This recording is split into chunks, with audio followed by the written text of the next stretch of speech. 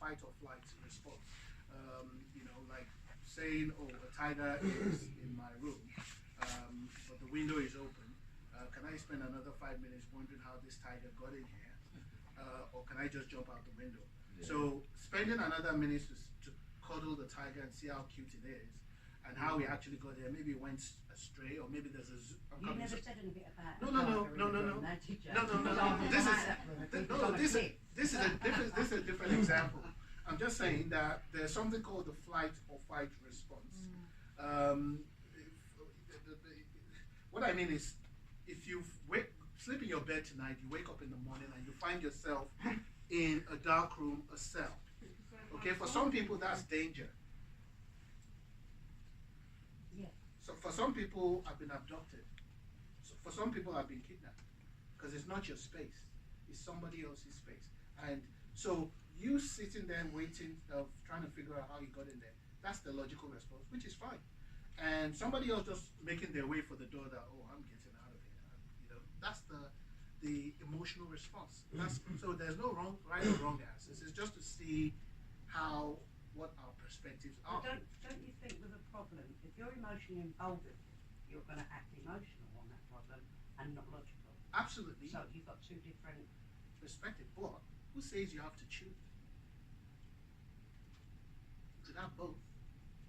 The emotional side of it, you could, you don't have to be that or that.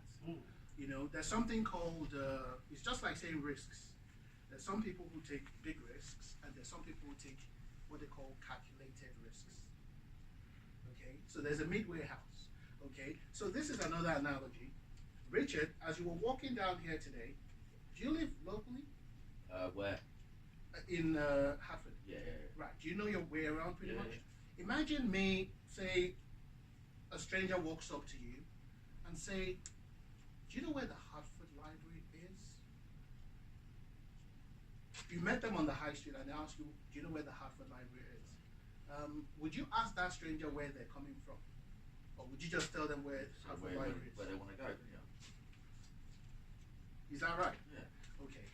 The point of cognitive behavioral therapy or solutions focused therapy is to deal with the here and now. Okay? So we're not saying your history doesn't matter. We're not saying what has happened to you doesn't matter. It's a part of your makeup. It's what makes us who we are. We need that. But the thing is, do we sometimes dwell too much on the past at the expense of the future? Yeah, It's I a think we do. question. We do. Well, it all depends on what it is. It depends on what it Shape is. you into the person that you are. It depends on what it is, and I'll give you a typical example, right? A typical example is, I'm not just using your example, a job applicant who's applied for 100 jobs, right? And he's got 100 rejections. 100 jobs you've applied for, and you've got 100 rejections. Okay? There are different ways of thinking. Okay?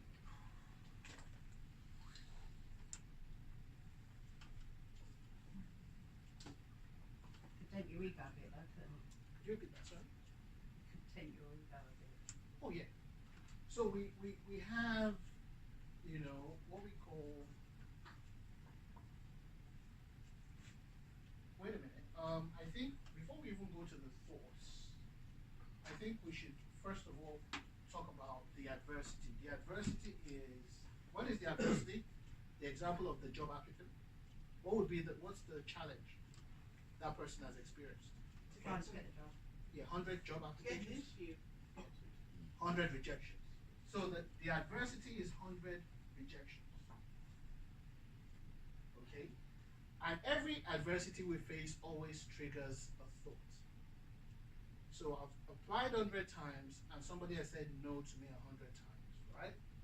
So what is that person thinking? Nobody wants to hire me. I'm no good. I'm a failure. then I do. I would, but then I might stop at 50 and have a regroup. It's natural. You're like 100 employers can be crazy, sure. Then you take the responsibility away from them and you put it on you and say, okay, right, is this something about me, or is this something about my CV, or is this something about, or are they discriminating? Is it because of my age, or is it because of all kinds of things? So the thinking sets in, right? No one wants to hire me. Okay, so you have the adversity, you have the thinking, you have that thinking leads to some sort of emotional response. Demetrius, how are you feeling right now? In terms of, if you were the person who's been rejected 100 times, Yeah. what kind of feeling do you have? Are you happy? Are you anxious? Are you sad? Are you Hopeless. okay? So that's the feeling, right? Feeling hopeless, and some people actually feel worthless, and some people have their esteem shattered, right? So you have the problem, the challenge, the adversity, and you have your thinking in response to that problem, and then you now have your feeling, how you're feeling. Some people feel anxious, some people feel hopeless, some people feel depressed, and some people feel, how do I put it? No confidence. Say that again? No confidence. No confidence, lack of confidence. Thank you, Joe.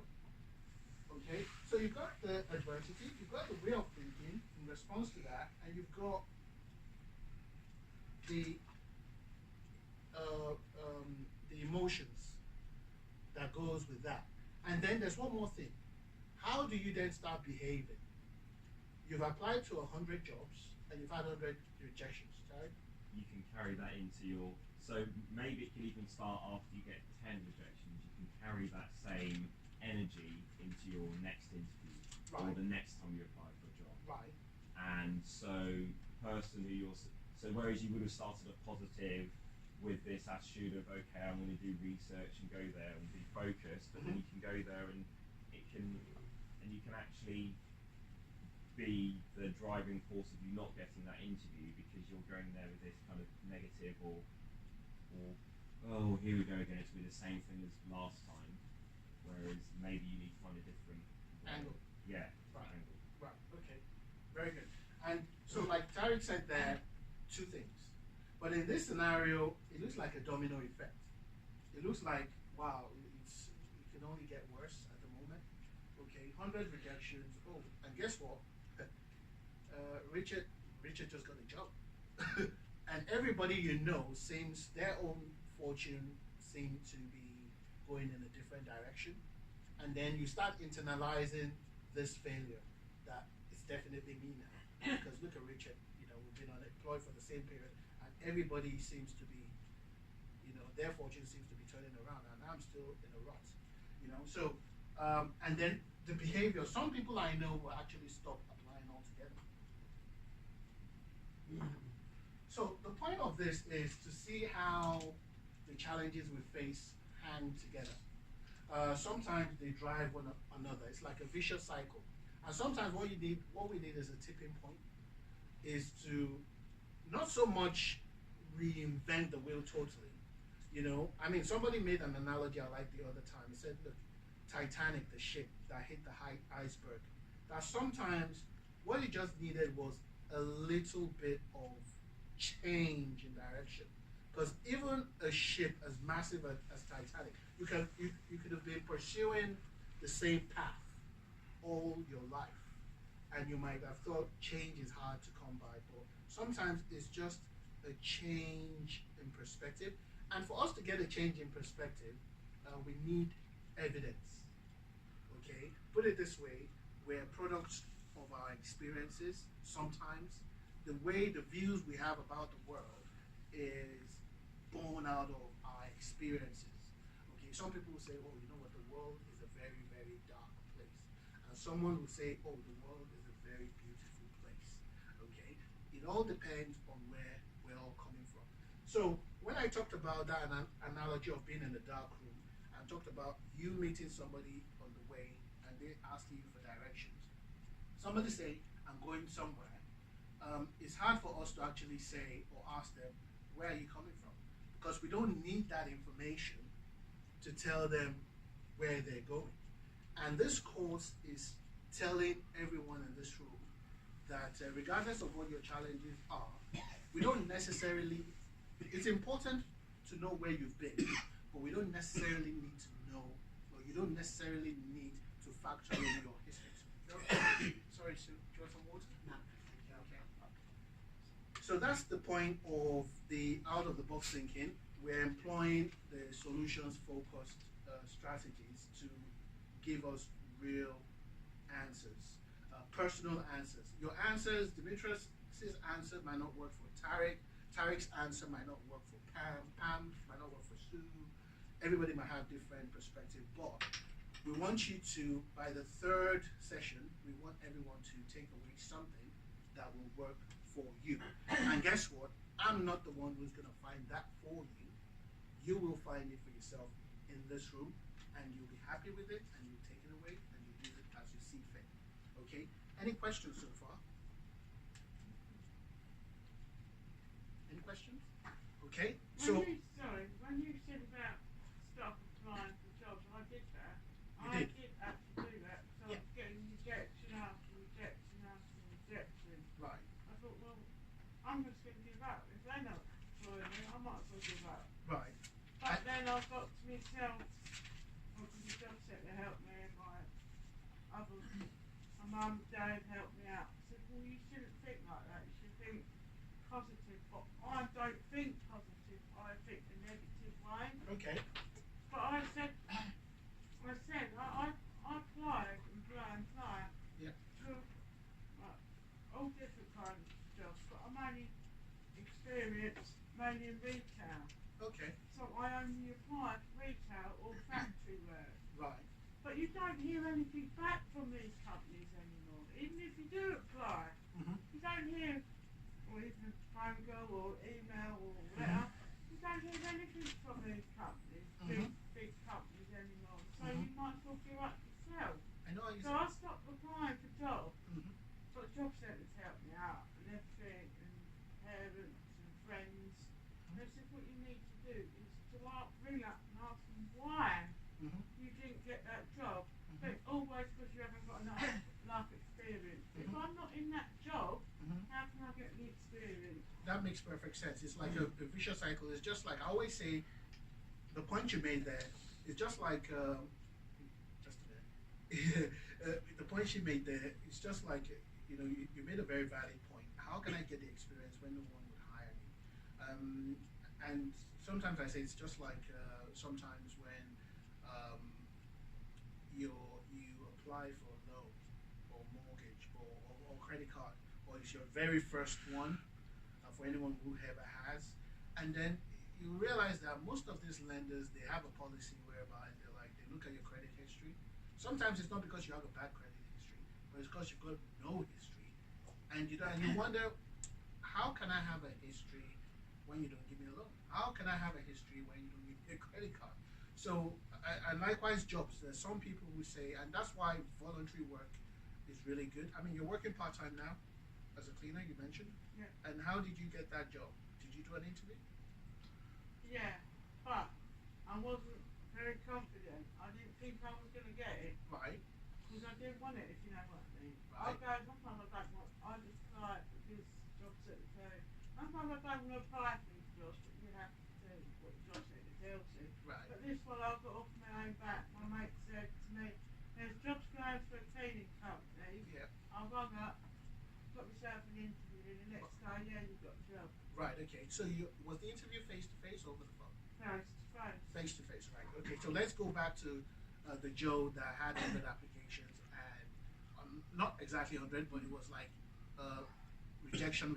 They weren't even getting back to you, right? Up until that point. So we mentioned that this could be like a vicious cycle. It can just continue and continue. But I mentioned something called a tipping point. And that tipping point is like a light bulb moment. It's a time when everything you know is turned on its head. So prior to that, you never even had, how rude of them, you never even had an acknowledgement of your application, let alone a job interview. Is that correct? Up until that point. And then all of a sudden, your mate told you about this position, you applied for it, okay? What made you to apply for that position even though prior to that? I weren't getting anywhere else, so I thought I might as well apply for cleaning. I weren't getting any shop work, so I thought I'd do something else. That's see what right. it's like. And then you had that interview, and then they told you, Joe, guess what? Congratulations, we're offering you the position. What was your feeling after that? I was happy because I wasn't rejected. Okay, so the Joe, there are two Joes, right? There's a Joe who had tons of applications they never got back to. There's a Joe who had a perspective about employers generally that, you know what, they're worth nothing to me because they're not even courteous enough to get back to me. You felt a certain way about employers before, right? And then you then get this employer that offers you, gave you a chance. Is that right? Yeah. So I've been there nearly 2 years now. that's right. So you've been there. So what would you say about that employer? What does that teach you as a person? I don't see anyone. I'm on my own. I'm my own boss. No. What I mean is, that employer that gave you a chance. I am. What would you say about that employer compared to the others that couldn't even be bothered to get back to you? Because they're training there. They trained me up to be a cleaner. Well, I'm not supposed to be a cleaner anyway, but some of these jobs you have to be trained in. Yeah. But I don't need to be trained to fill a shelf. Yeah. That's So for what the I fact feel that they like. called you back, and for the fact that they got back to you, right? What does that tell you about that employer compared to the others? I'm probably better than they are. So you know the point of me asking that question. Contrary to what they say about one bad apple spoiling the bunch, right? Sometimes, right, it's having that mindset because now you have that evidence to say, you know what, just because I've had knockbacks several times doesn't mean I need to stop. Why? Because Joe's personal history tells her that even though the other employers are word that I wouldn't use now, it doesn't mean there aren't good ones out there. There's some employers that are not responsive.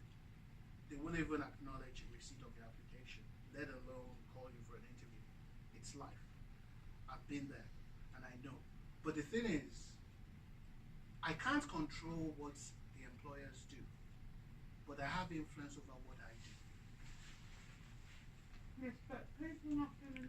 What you put on a CV or application form, Yeah. you're not gonna see what you're like till you're face to face anyway. Yeah. So they might think you're on CV. You might think they're not very nice. Yep. But face to face, There might be they're really nice. people. absolutely terrible.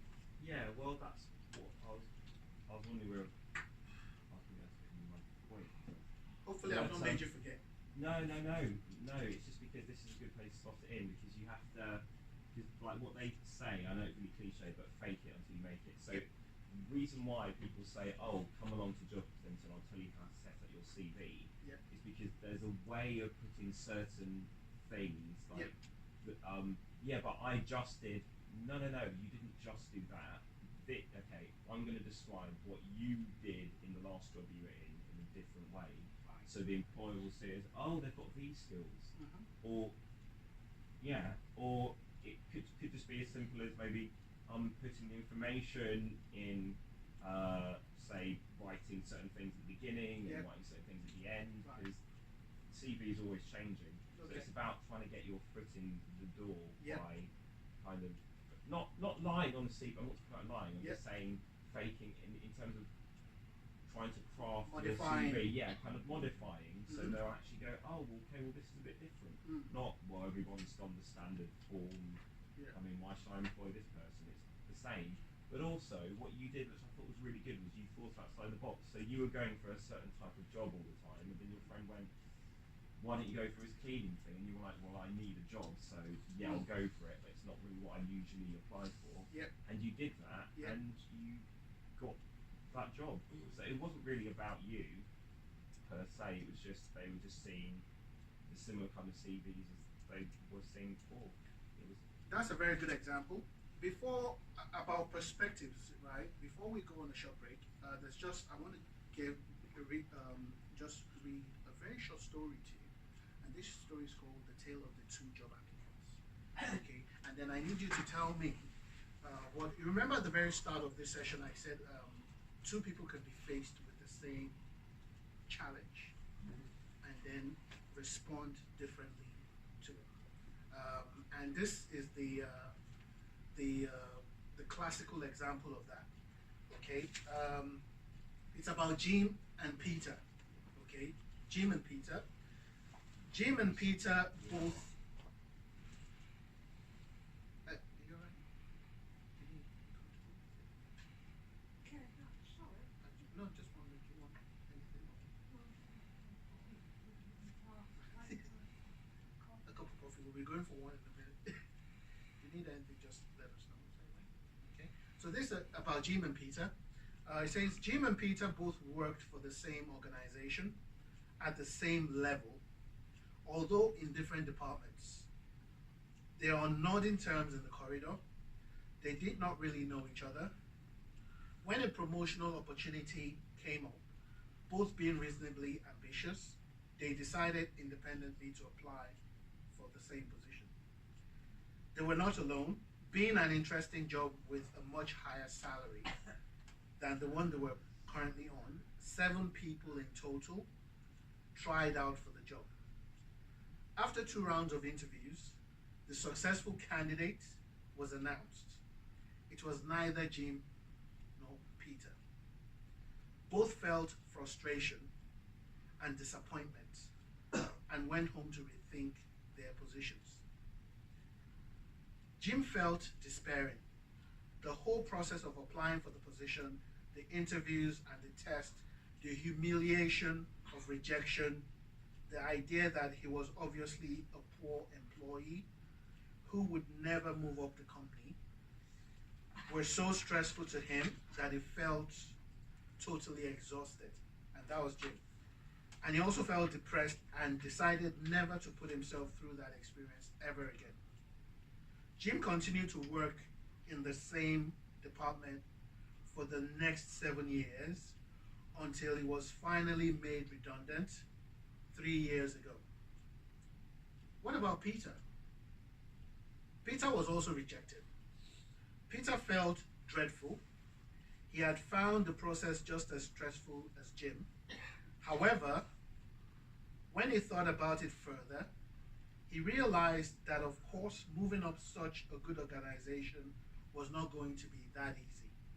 He resolved to discover which skills, deficits in his experience had prevented him from being promoted, and to see whether through extra training or self-learning he could do something about it. He also never wanted to go through such a stressful experience again, and decided that the answer was obviously to be better prepared next time. Do you know how the story ended? Peter got his promotion next time round.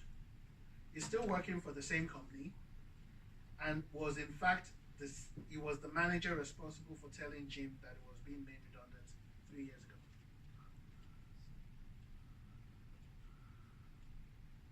Does that make Well, it? that makes me just think someone with a positive attitude to something and someone with a negative attitude to something. Because Jim went, hold on a minute, I've done something wrong here. Yeah. So let's go back, let's see where I went wrong, and let's try and sort it out. Jim just went, oh, we'll stop that for a game of marbles. Yeah. Sorry about the analogy, of course, but Yeah. can you one was positive, one was negative. Yeah. That's what I get out of that story. Okay, but Anyone else? I don't know. Any other input? And because this is an example of 2 different people facing the exact same setback. Pam, any input? And do you know the tipping point here? The tipping point is similar to Joe's moment of clarity. Joe's tipping point where she said, you know what?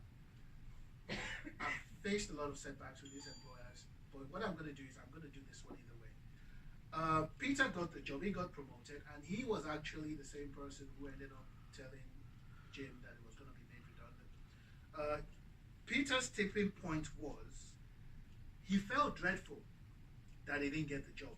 he felt frustrated and stressed that he didn't get the job. That only made him human, because we all would. Okay? However, that said, he had a moment of clarity, thinking outside the box, and telling himself that, you know what, come on now, if it was that easy, everybody would be doing it, right? So perhaps I need to do something differently.